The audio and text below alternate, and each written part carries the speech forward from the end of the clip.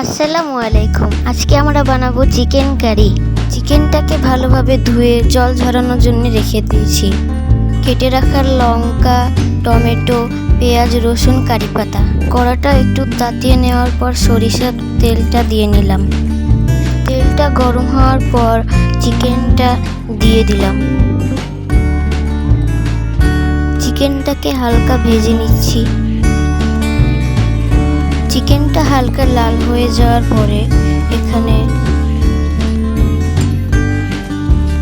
স্বাদমতো নুন, লঙ্কা গুঁড়ো, মিট মশলা, জিরে গুঁড়ো,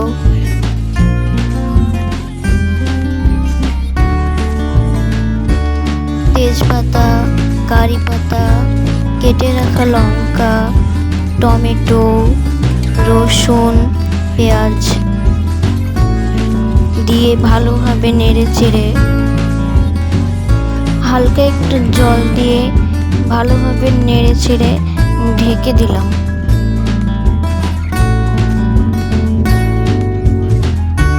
2 থেকে 3 মিনিট পরে আবার একটু নাড়াচাড়া করে ভালোভাবে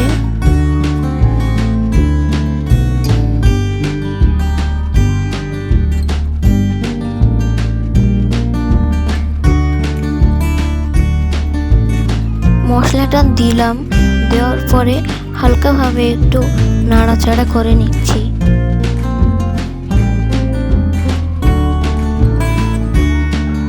কিছুক্ষণ নাড়াচাড়া করার পর ঢেকে দিলাম। 5 মিনিট পর আবার ঢাকনাটা তুলে হালকা হালকা জল দিয়ে 5 মিনিট কষিয়ে নিলাম।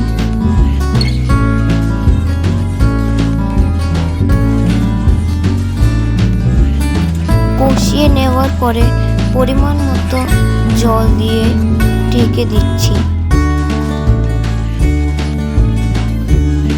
2 থেকে 3 মিনিট পর চিকেন কারিটি এখন আমরা নামিয়ে নিচ্ছি হালকা একটু ভাজা জিরের গুঁড়ো দিয়ে।